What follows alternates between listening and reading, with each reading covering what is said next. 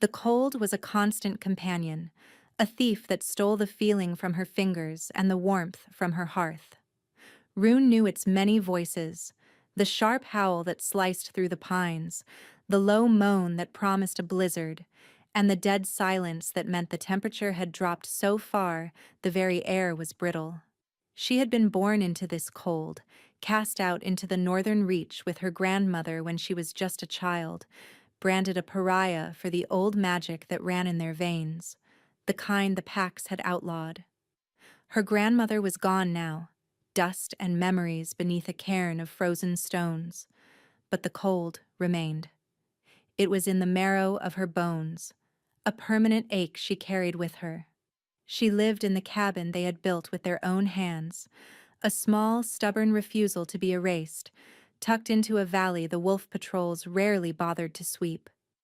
Here, she was a ghost, a whisper of old tales, and that was how she survived. Each day was a litany of small wars against the encroaching frost, chopping wood until her shoulders screamed, checking her traps with hands so numb they felt like clumsy wood, grinding herbs that smelled of summer and memory. She was alone, but she was not lonely. Loneliness was a luxury for people who expected company. Rune expected only the cold, and it had never disappointed her. The morning it all changed began with a silence that was wrong. It wasn't the brittle silence of deep cold.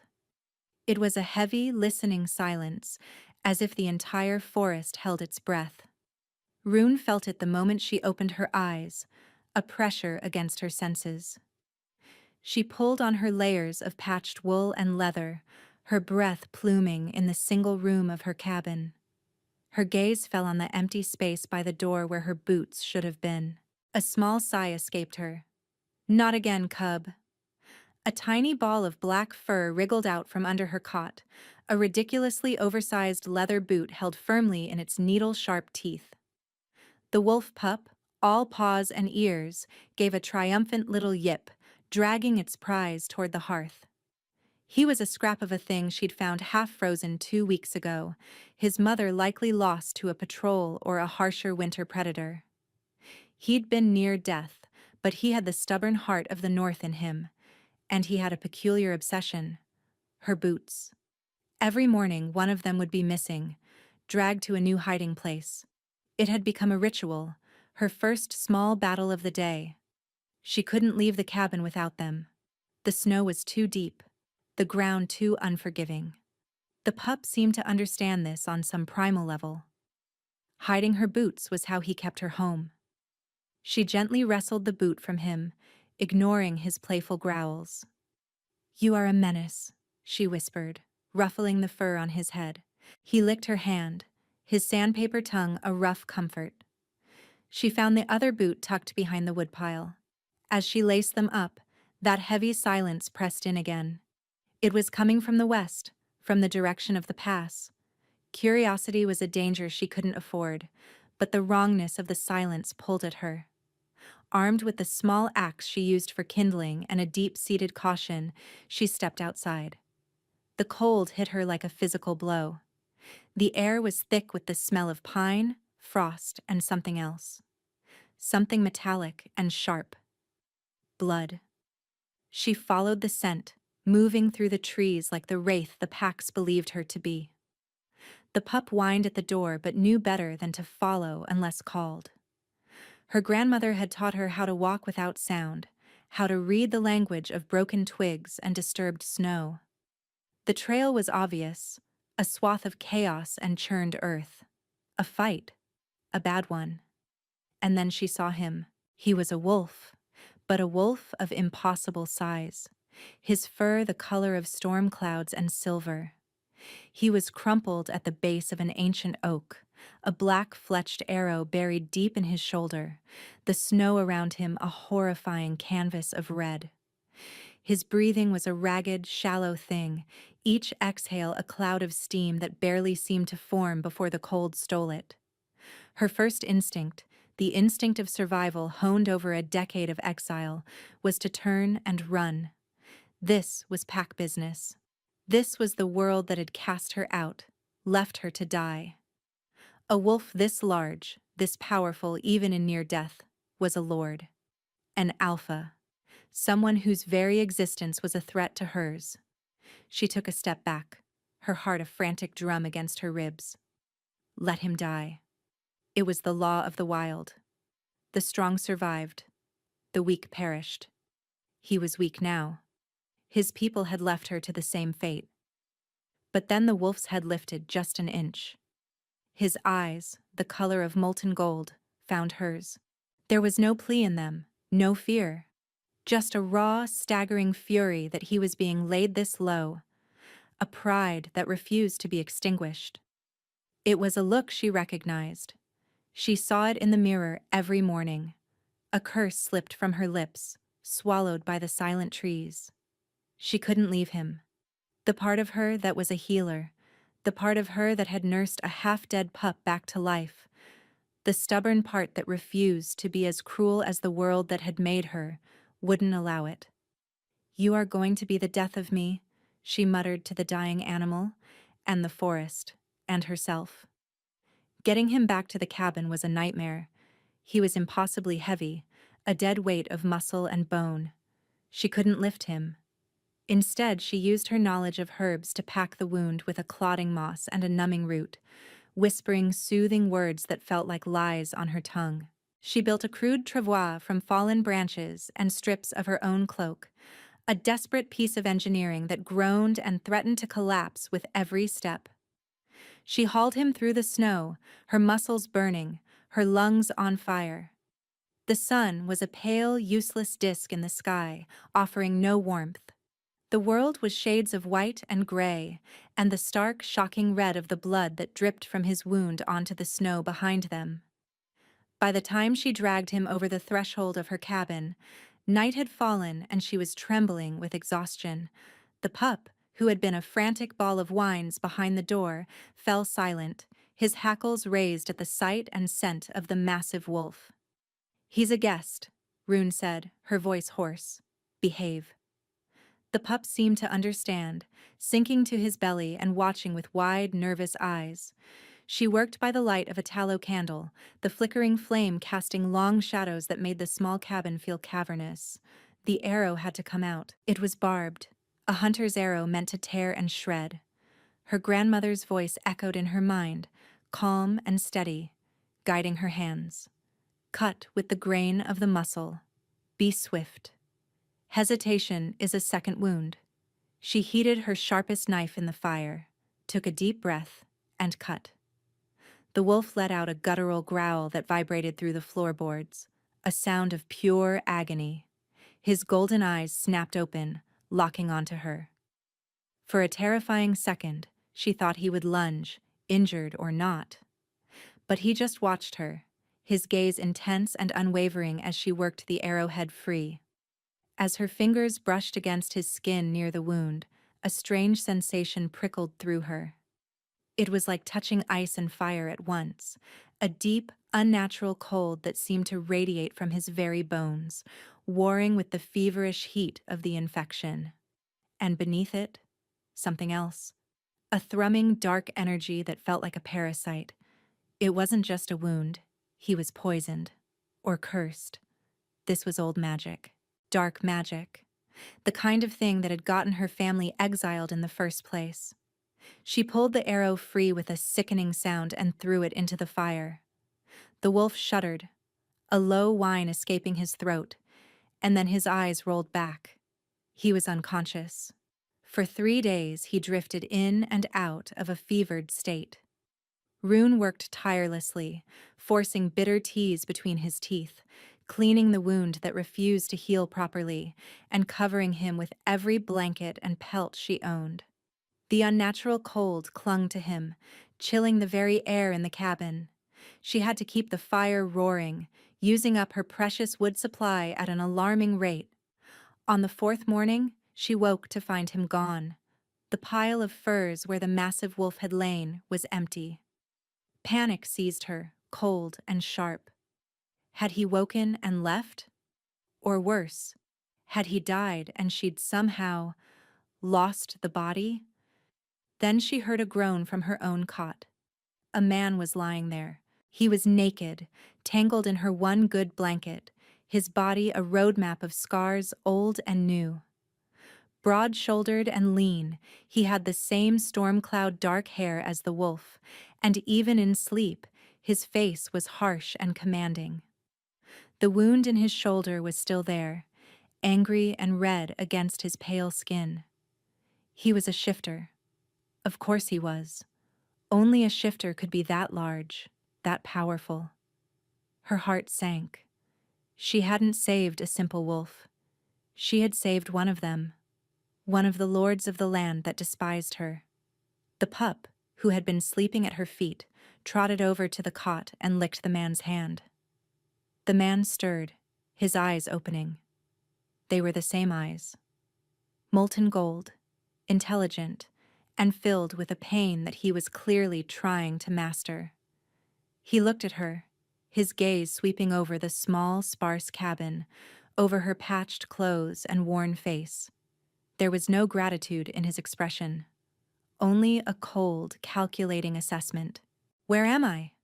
His voice was a low rasp, deep and rough with disuse, but it held an undeniable note of command.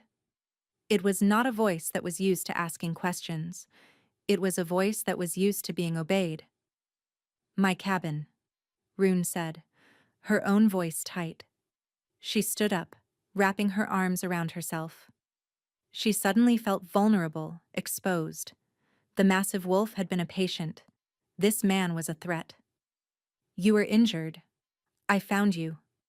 He tried to sit up, a sharp hiss of pain stopping him. He looked down at the wound in his shoulder as if seeing it for the first time. "You did this?" He gestured at the clean dressing. "I took the arrow out," she said defensively, "and I've been trying to keep the fever from killing you." His golden eyes narrowed. He looked at her again, a longer, more searching look this time. "You are not Pack," he stated. It wasn't a question. "You are human." "I am what I am," she replied, her chin lifting. A woman who found a dying wolf in the snow. A flicker of something, annoyance perhaps, crossed his face. He was clearly not accustomed to such clipped, unimpressed answers. He was a man used to deference, to fear. She gave him neither. She had spent her life fearing the Pack, the Alphas, the entire world he represented. Up close, stripped of his power and laid low by an arrow, he was just a man. A wounded, dangerous man, but a man nonetheless. "The arrow," he gritted out, his hand going to his shoulder. "What did you do with it?" "I burned it." "The poison remains," he said, more to himself than to her. He fell back against the cot, his face pale with a sheen of sweat. "It's slow." Rune knew. She had felt it. The dark, cold magic clinging to him. "It's a curse," she said quietly. "Not a poison. It's meant to decay you from the inside out, to make you rot while you still breathe." His gaze snapped back to her, sharp and piercing. How would a human know of such things? The old anger, the familiar bitterness, rose in her throat. "The world is bigger than your packs and their laws, Wolf." She turned away, busying herself with the kettle over the fire. "Some of us remember what you've tried so hard to make everyone forget." For a long moment there was only the crackle of the fire and the whistle of the wind outside. She could feel his eyes on her back, heavy and intense. She refused to turn, refused to show him the fear that was churning in her gut. She had brought an alpha into her home, the highest of the high, a king, for all she knew. And she was speaking to him as if he were a stray dog. "What is your name?" he finally asked. The command was still there, but it was tempered by something else, a grudging curiosity. She hesitated. "A name was a power you gave to someone." "Rune." He was silent for another long moment. "I am Idris," he said. He didn't give a title. He didn't need to. The name, the power that coiled around him even when he was wounded, it was enough. She didn't recognize the name, but she recognized the arrogance, the certainty. He was someone important, someone who could have her killed with a word, and she was the only thing keeping him alive. It was a strange, terrifying balance of power. The days that followed were a tense truce. Idris was a terrible patient. He fought her at every turn, refusing to rest, trying to push himself to his feet long before he had the strength. He hated being weak, hated being dependent on her, and he made no secret of his disdain for her and her hedge witch remedies. "This is filth," he growled one afternoon as she tried to get him to drink a bitter tea. "I need a pack healer, not a woman who talks to roots." "The pack healers would let you die," Rune shot back, her patience worn thin. "This filth is the only thing fighting the cold in your blood. Drink it." He stared at her, his golden eyes blazing. For a moment she thought he would refuse, would knock the cup from her hand.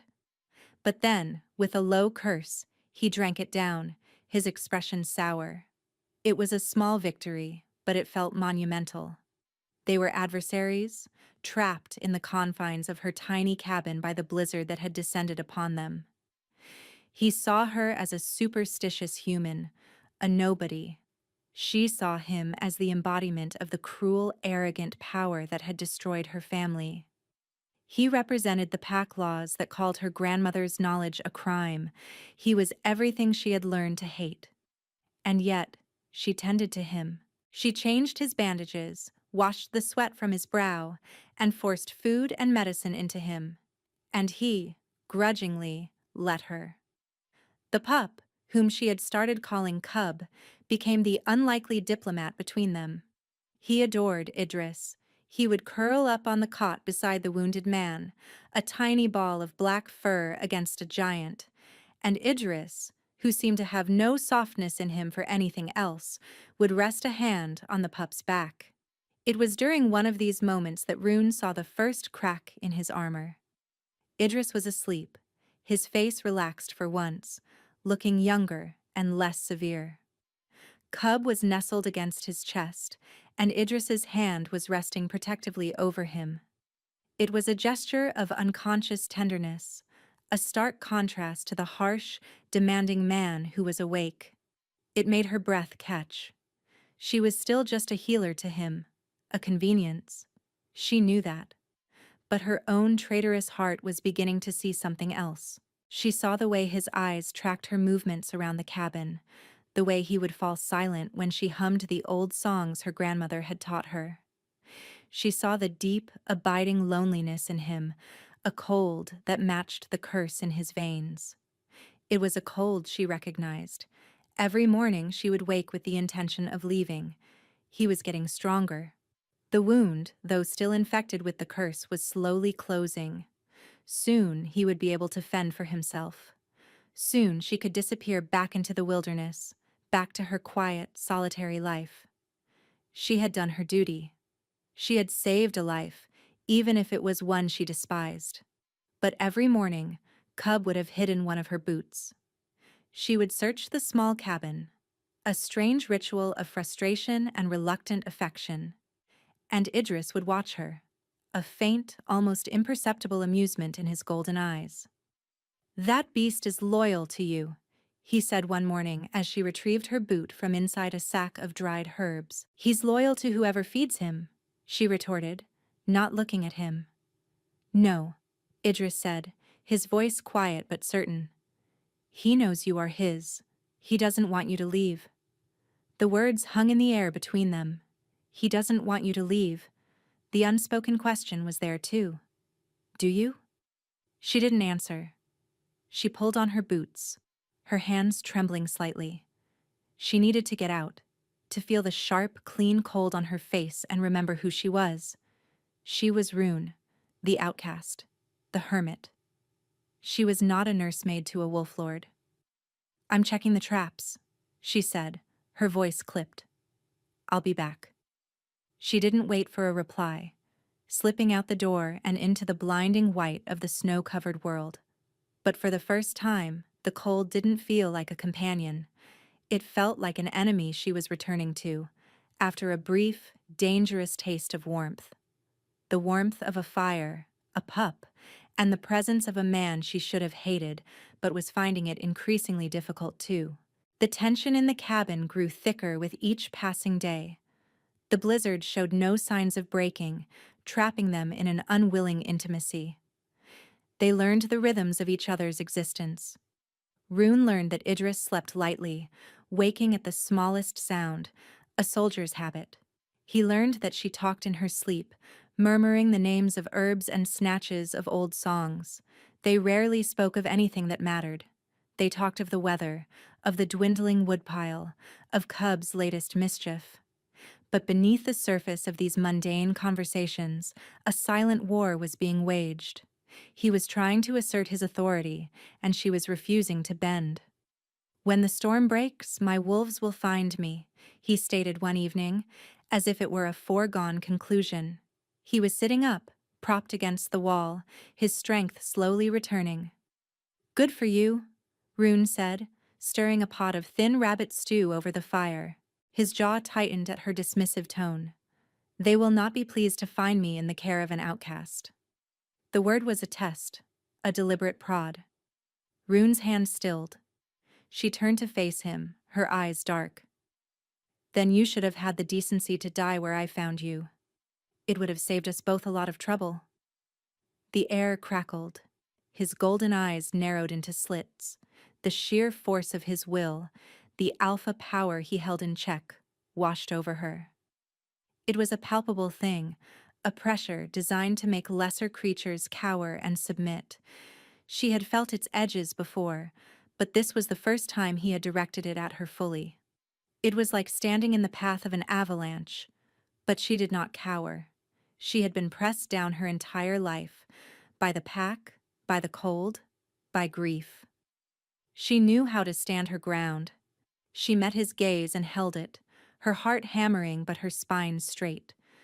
Slowly, impossibly, the pressure receded. A look of grudging respect dawned in his eyes. It was a look that infuriated her more than his anger, because it made her feel seen. "You have a spine of iron, witch," he murmured, the word witch sounding less like an insult and more like a statement of fact. "It's all I have," she replied, turning back to the stew. Her hands were shaking. A few days later, he was on his feet, pacing the small cabin like a caged lion. His movements were still stiff, his face pale with the effort, but he was no longer bedridden. The curse still clung to him, a faint aura of cold and decay that made her skin crawl, but her remedies were holding it at bay. Her presence, she was starting to realize, seemed to soothe it in a way the herbs alone could not.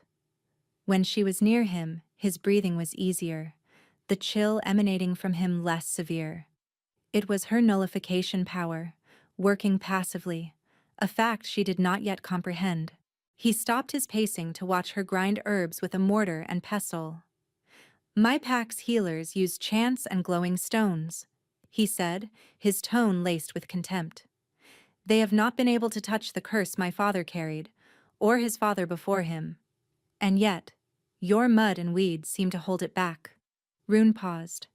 "A curse in your family?" He looked away, staring into the fire.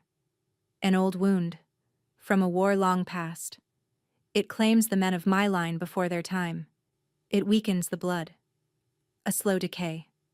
He spoke the words as if they were poison in his mouth. "They say it was laid by a queen of the Fae, betrayed by my ancestor." "That's not what this is," Rune said softly. "The Fae curse you speak of is a thing of legend, a withering. What you carry is different. It is personal. It is filled with a singular, burning hatred. This was made for you, and only you." Idris turned to look at her, his expression unreadable. "How do you know so much?" "I listen," she said simply. "Magic has a voice. You just have to be quiet enough to hear it. This curse screams of betrayal, of love turned to poison." The silence that followed was profound. He didn't deny it. He simply stared at her, and in the depths of his golden eyes, she saw a flicker of an ancient, terrible pain. He was not just a king, he was a man carrying a wound far deeper than the one in his shoulder. That night she was woken by a sound, a choked gasp of pain. She sat up, her heart pounding. The fire had burned down to embers, casting the cabin in deep shadow. Idris was on his feet, his back to her, clutching his shoulder. A tremor ran through his powerful frame. "Idris?" she whispered. He didn't answer. He was fighting for control, she could see it. The curse was surging. A faint, dark mist seemed to be coiling around him, and the temperature in the cabin plummeted. Cub whined from his spot near the hearth, pressing himself flat to the floor. Rune didn't think. She threw off her blankets and went to him. "Let me see."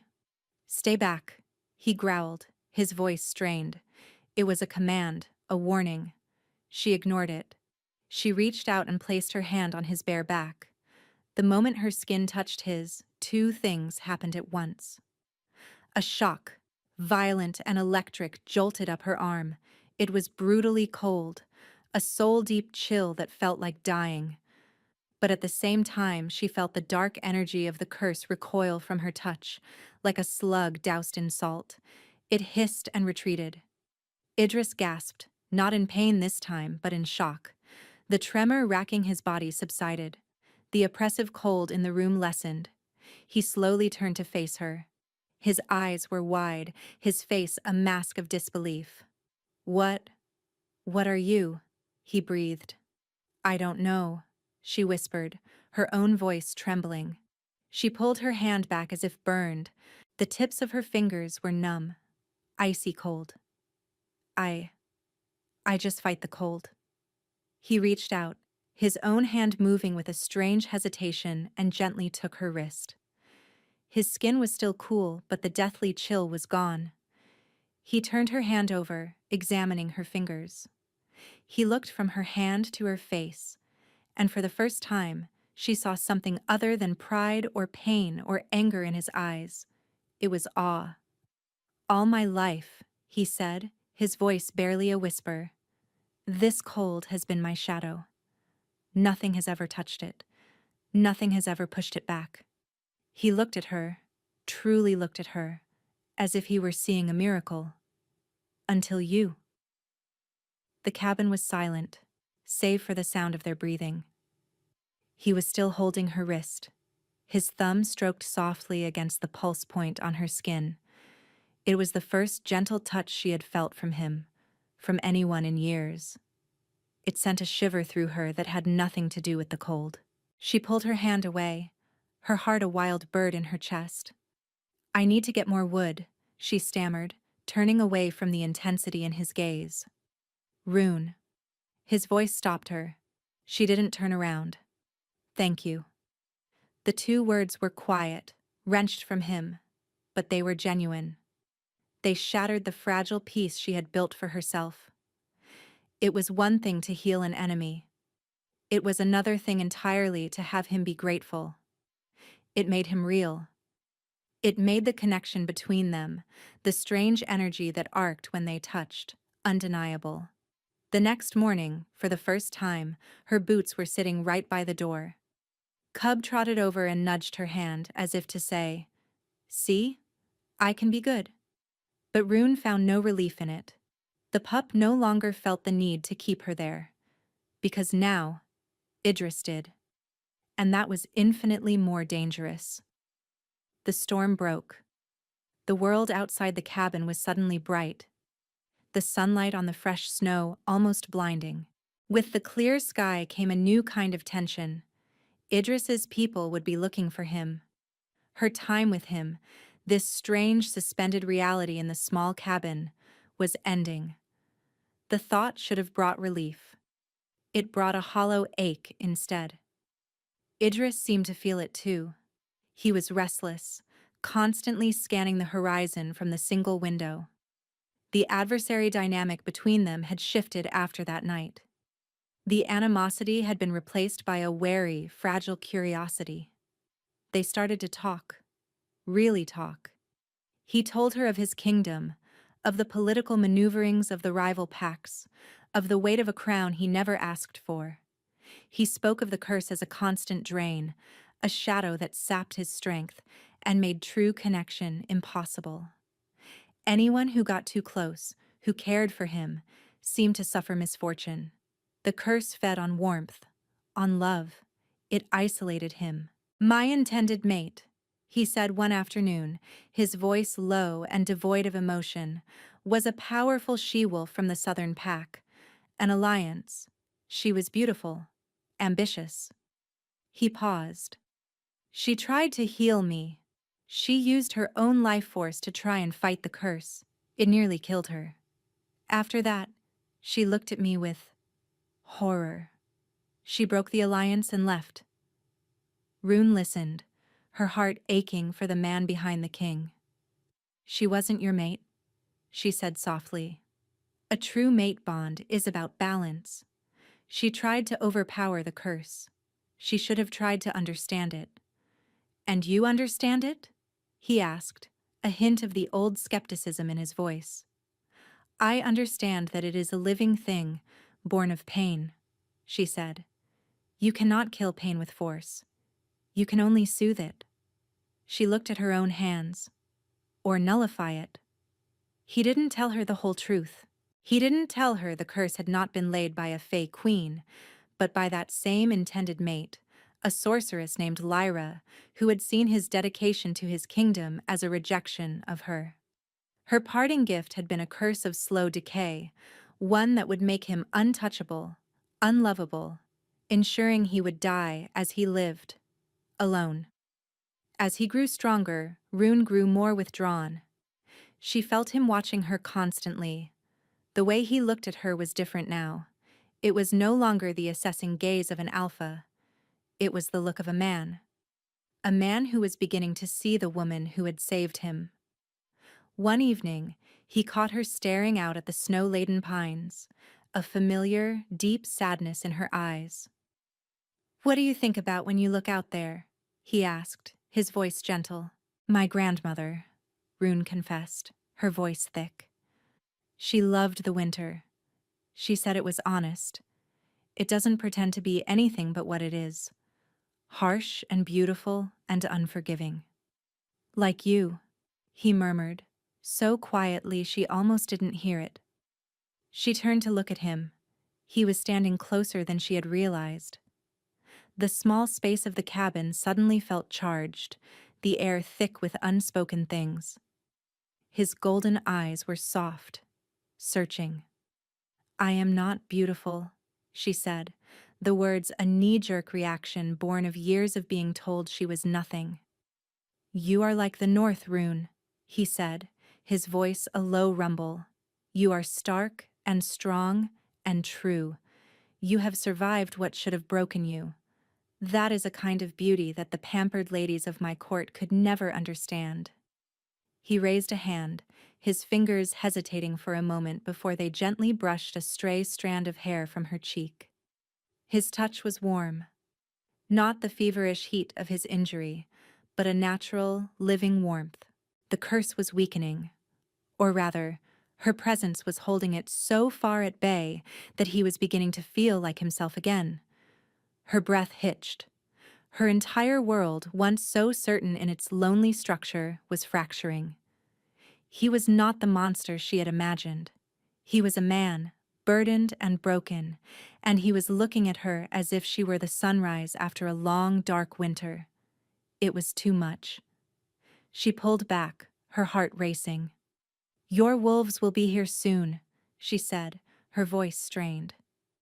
"You should be ready." It was a dismissal, a desperate attempt to rebuild the walls around her heart. The softness in his eyes vanished, replaced by a familiar mask of royal authority. "Yes," he said, his voice cool once more. "They will." The next day, a horn blast echoed through the valley, sharp and clear in the cold air. It was a signal. A search party. Idris stood, his posture immediately changing. He was no longer a patient, a man recovering in a hermit's cabin. He was a king. He looked at Rune, his expression unreadable. "It is time." Rune simply nodded, her throat too tight to speak. She felt a profound sense of loss, so sharp and sudden it was like a physical blow. This was it. He would go back to his world of power and politics, and she would remain in hers, a ghost in the wilderness. The last few weeks would become nothing more than a strange fever dream. She busied herself with packing a small pouch for him, dried meat, the last of her healing salve, some herbs for pain. It was a foolish gesture, she knew. His wolves would have all the supplies he needed. But she needed to do something with her hands, something to keep from looking at him.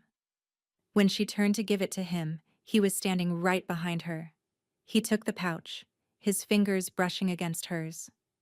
"I owe you my life, Rune." "You owe me nothing," she said, her gaze fixed on the floor. "I would have done the same for any creature." It was a lie, and they both knew it. "No," he said softly. "You would not have." He placed a hand under her chin, gently forcing her to look at him. "Look at me." She met his gaze, and the raw emotion she saw there stole her breath. It was gratitude, yes, but it was more. It was longing. It was a desperate, aching need. "Come with me," he said, the words a quiet command, but his eyes were pleading. "Leave this place. Come back to the capital.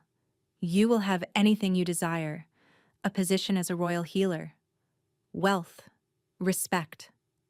The offer was a fantasy, a fairy tale, but she saw the truth behind it. He didn't want a royal healer. He wanted her. He needed her. His curse was not gone, merely dormant. Without her, the cold would return. She would be his living remedy. A beautiful, gilded cage. And what would she be there? The outcast witch? The king's pet human? The pack would despise her. The court would mock her. She would be just as alone in his castle as she was in this cabin, but without the freedom of the wilderness. "I can't," she whispered, her heart breaking. "This is my home. It's all I have." Pain flashed in his eyes, quickly masked by his kingly pride. "I see," he said, his voice turning to ice. "You would rather have your pride and your hovel than a life of comfort." The cruelty of his words was a slap. "My hovel is where I am free," she shot back, her own anger rising to meet his. "In your castle, I would be a possession, a curiosity. I will not trade my freedom for a cage, no matter how gilded." A second horn blast, closer this time, cut through the tension. His wolves were near. "So be it," Idris said, his face a cold, hard mask. He turned and walked to the door without a backward glance. Cub whined, looking from Rune to Idris, confused and distressed. Idris paused at the threshold. "If you ever change your mind," he said, his back still to her, "the gates of Silverwood will be open to you."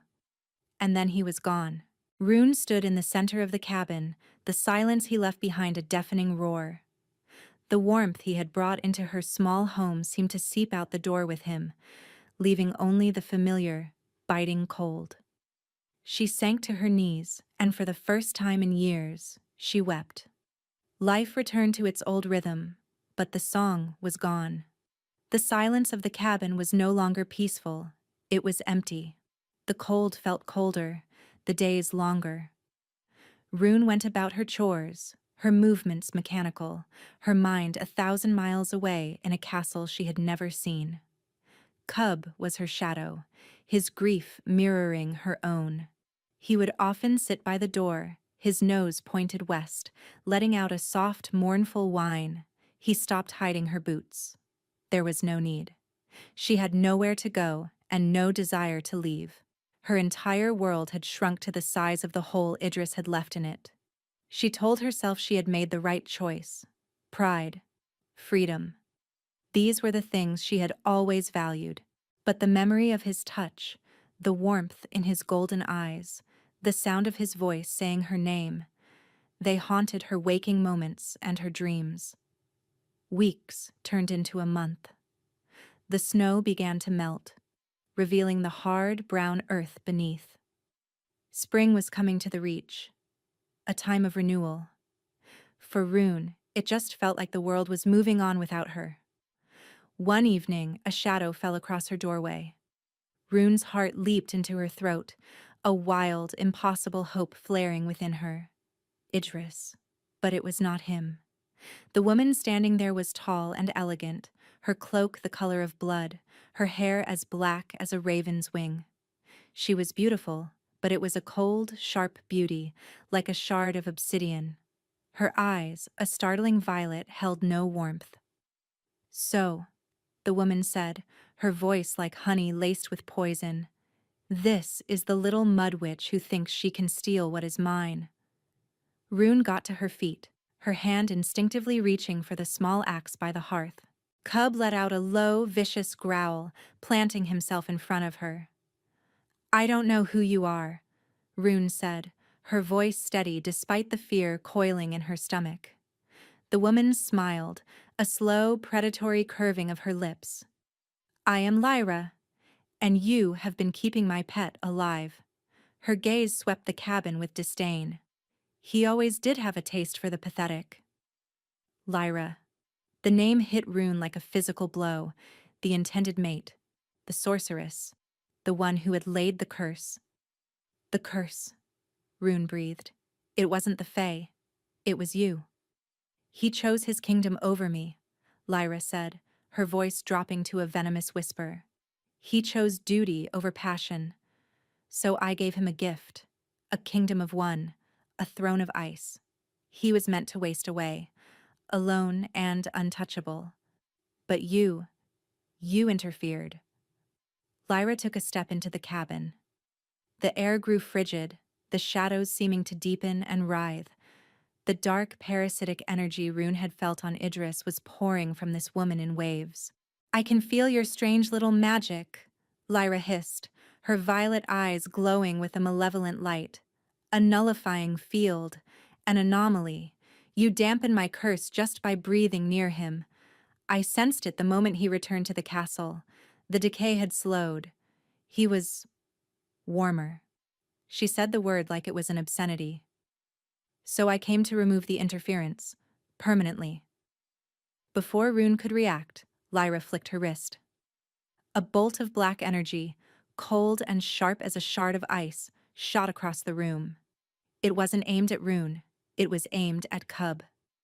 The pup yelped in pain as the magic struck him, flying across the room and hitting the wall with a sickening thud.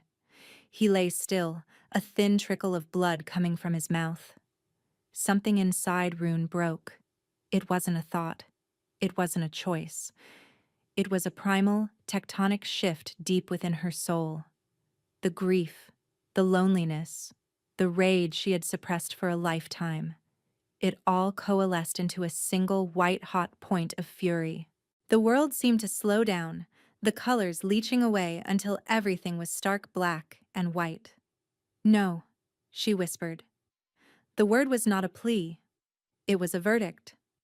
Lyra laughed, raising her hand to conjure another, larger bolt of energy. "Such a touching sentiment. Now it's your turn." As the bolt of darkness flew toward her, Rune didn't flinch. She didn't try to dodge. She simply raised her hand. Her mind was utterly calm, utterly silent. For the first time, she wasn't just passively nullifying magic. She was commanding it. She reached out with her will, with the core of her being, and touched the curse magic hurtling toward her, and unmade it. The bolt of black energy didn't shatter or deflect. It simply ceased to exist. It dissolved into nothingness a foot from her outstretched palm, leaving behind only a faint shimmer in the air. Lyra's jaw dropped. The look of smug superiority on her face was replaced by one of stunned disbelief. "How?" Rune didn't answer. She took a step forward, and then another. With each step, the latent power within her, the power she had never known she possessed, surged to the surface. It wasn't fire or light. It was a profound, absolute stillness, a silence that consumed all other sound. The very magic Lyra wielded seemed to curdle in her presence, the shadows in the room receding. "You are an echo," Rune said, her voice resonating with a quiet power that made the very timbers of the cabin vibrate. "You are a thing of pain and spite, and your song is over." She kept walking toward the terrified sorceress. She felt no hatred, no anger anymore, only a vast, pitying emptiness. Lyra was a hollow thing, defined only by the pain she had caused. Lyra screamed, a sound of pure terror, and threw her hands forward, unleashing every ounce of dark power she possessed. A tidal wave of black, chilling energy surged toward Rune. Rune did not stop it this time. She let it wash over her, and she drank it down. The magic, the curse, the hatred. It flowed into her, and was annihilated, leaving nothing behind. The effect was instantaneous and catastrophic for Lyra. Her connection to her own power was severed, the feedback loop shattering her. The sorceress shrieked as the power she had stolen and twisted over the years was ripped away.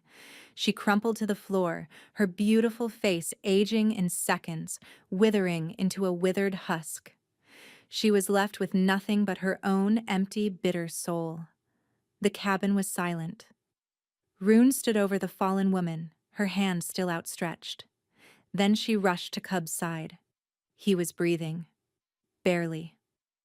She gathered him into her arms, tears streaming down her face. His small body was cold.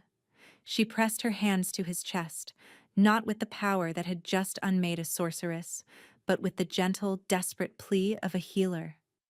"Live," she whispered. "Please, just live." A faint warmth bloomed beneath her palms. A spark of life magic, the opposite of her nullifying gift. A part of her she never knew existed answered her call. Cub's breathing steadied. His eyes fluttered open. He managed a weak lick on her chin. Rune hugged him close, sobbing with relief. And in that moment, she knew. She could not stay here. Her fight was not over. Lyra had come for her, which meant Idris was still in danger. The curse was tied to Lyra's life force. With her diminished, the curse on him might be broken. But her followers, her allies, would still be a threat. She had to go to him. Not as a healer, not as a remedy, but as an equal. A queen with a power no one in his kingdom had ever seen. She packed a small bag, settled the whimpering but recovering cub into a sling against her chest, and took one last look at the cabin that had been her sanctuary and her prison. She pulled on her boots, the familiar leather a comfort. Then she stepped out the door and, for the first time in her life, walked west, toward the world of men and wolves, toward the king who carried her heart. The journey to Silverwood was arduous, but a new strength flowed through Rune's veins. The power she had unlocked had settled within her, a quiet, humming certainty. The wilderness, once a thing to be feared and respected, now seemed to bend to her will. Animals did not flee from her path. The wind seemed to be at her back. When she finally saw the gleaming white towers of the capital city, Silverwood, rising from the plains, her heart hammered in her chest. It was a place of impossible scale and beauty, so different from her small, wild world. Guards at the gate, clad in silver and gray wolf pelts, moved to block her path, their spears lowered. "The gates are closed to travelers," one said, his eyes dismissing her as a common vagrant. "My name is Rune," she said, her voice clear and steady. "Your king is expecting me." The guards laughed, but their laughter died when a massive figure appeared on the battlements above them. It was Idris. He was clad in black armor, his face grim, but his golden eyes widened in disbelief when he saw her. "Let her pass," he commanded, his voice echoing across the courtyard. "She is my guest."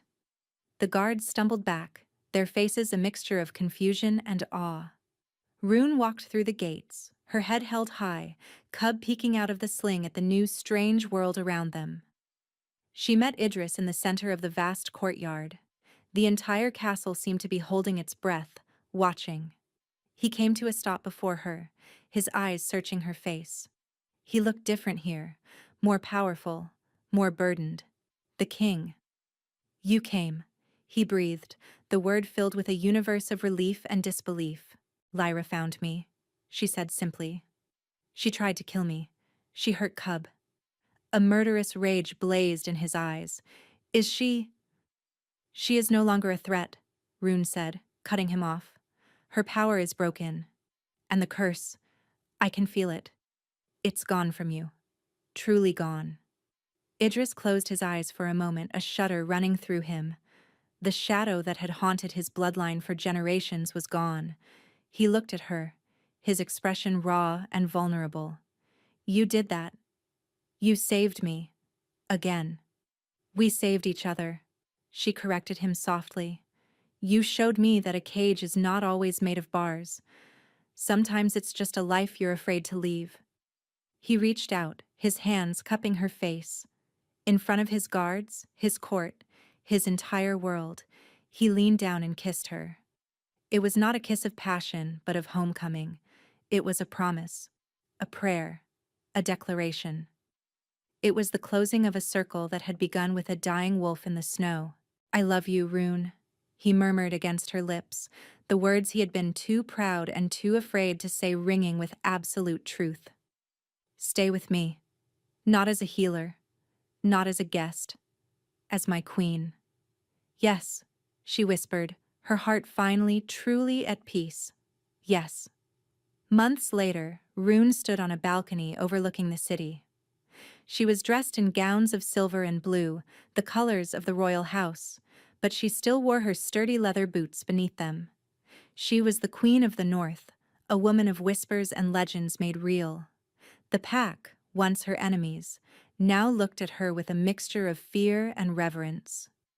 She was the witch who had saved their king, the quiet woman whose very presence could undo magic. Idris came to stand behind her, his arms wrapping around her waist. He rested his chin on her shoulder, his presence a warm, solid comfort. What are you thinking about? He asked. I was just remembering a very stubborn wolf pup, she said, a smile playing on her lips. As if on cue, a much larger, but no less mischievous black wolf trotted onto the balcony. He was carrying one of her slippers in his mouth. Idris chuckled, the sound a deep, happy rumble in his chest. Some things never change. No, Rune agreed, leaning back against him. They don't. Cub dropped the slipper at her feet and nudged her hand, his tail wagging. She no longer needed him to hide her boots. She was home. The cold was finally gone.